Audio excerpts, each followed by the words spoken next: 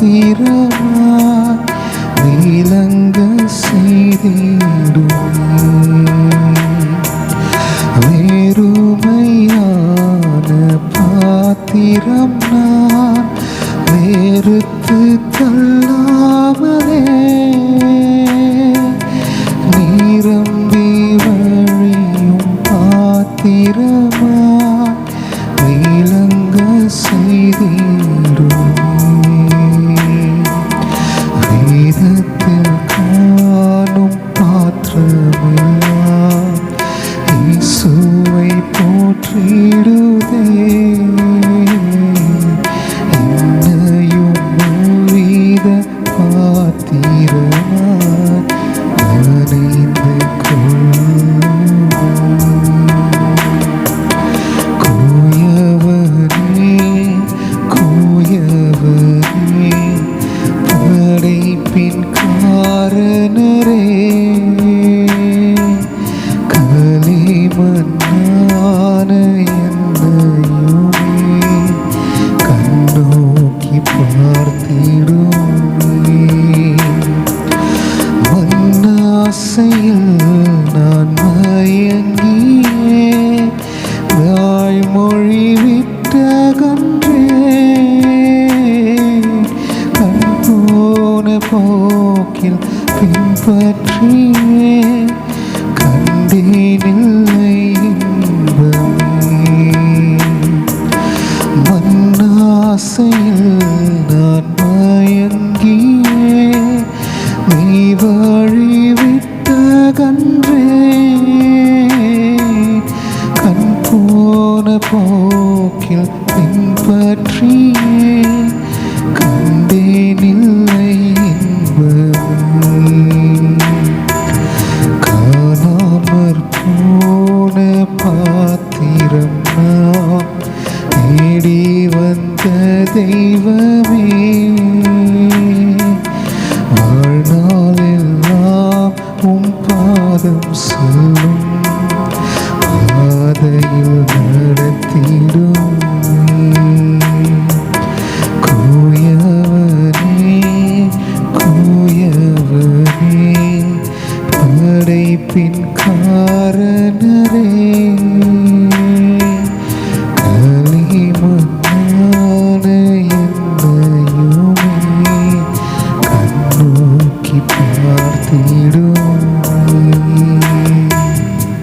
கிறிஸ்துவில் அன்பான தெய்வ பிள்ளைகளே, இந்த நாளிலும் ஆண்டவருடைய பெரிதான கிருபையினால் உங்களை மறுபடியும் சந்திக்க கிருபை செய்த ஆண்டவருக்கு கொடாக்கொடி நன்றி செலுத்துகிறேன். இந்த நாளிலும் கர்த்தருடைய வேலைக்காய் காத்திருப்பதை குறித்து சிறு செய்தி இந்த நாளிலே நாம் தேவனுடைய நாமத்தினாலே அவருடைய ஒத்தாசையோடு அவருடைய வழி நடத்துதலோடு இந்த நாளிலே நாம் கேட்டு பயன்பெறுவோம். கர்த்தருடைய நாமம் மாத்திரம் மகிமைப்படட்டும். வேதத்தில் நாம் பார்க்கும் பொழுது தேவன் பிரசங்கின் புஸ்தகத்தில் சாலமோன் ஞானி சொல்லும் பொழுது அநேக காலங்களை குறித்து அவர் சொல்லுகிறதை பார்க்கிறோம். வேதத்தில் ஆண்டவராகிய தேவனை குறித்து அவர் காலங்களையும் சமயங்களையும் மாற்றுகிற தேவனாக இருக்கிறவர். கர்த்தருடைய வேலை என்று வேதம் சொல்லுகிறது. அவருடைய வேலைக்காய் நாம் காத்திருக்கும் பொழுது நாம் நம்முடைய வாழ்க்கையில் அநேக ஆசீர்வாதங்களை அவர் மூலமாக நாம் பெற்றுக்கொள்ள முடியும். யோவான் 2ஆம் அதிகாரம் 1 முதல் 4 வரை உள்ள வசனங்கள்.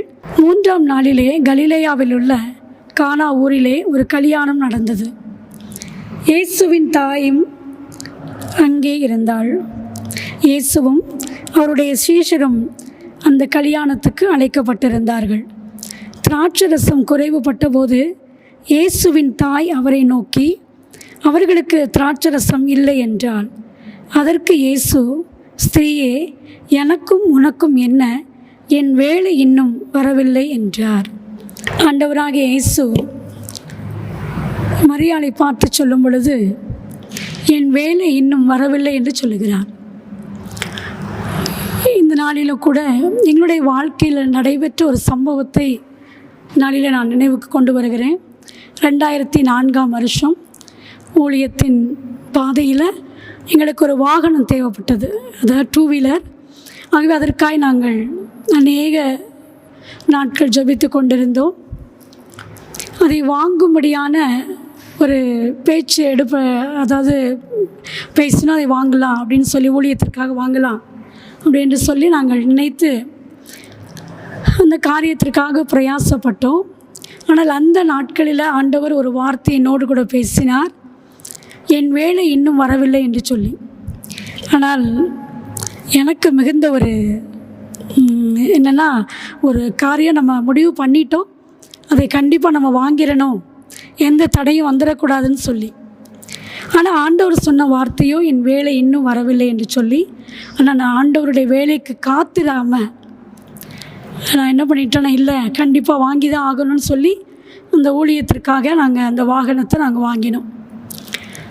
வாங்கி கொஞ்சம் வருஷங்கள் தான் இருக்கும் என்று நினைக்கிறேன். 2004 அக்டோபர் 19 பாஸ்ட்டுக்கு ஊழியத்துக்காக அவங்க வெளியில் வாகனத்தில் போயிட்டுருக்கும் பொழுது ஒரு விபத்து ஏற்பட்டு அவங்களுடைய கால் அடிபட்டது. கொஞ்சம் மாதங்கள் அவங்க ரெஸ்ட்டில் இருக்க வேண்டிய சூழ்நிலை.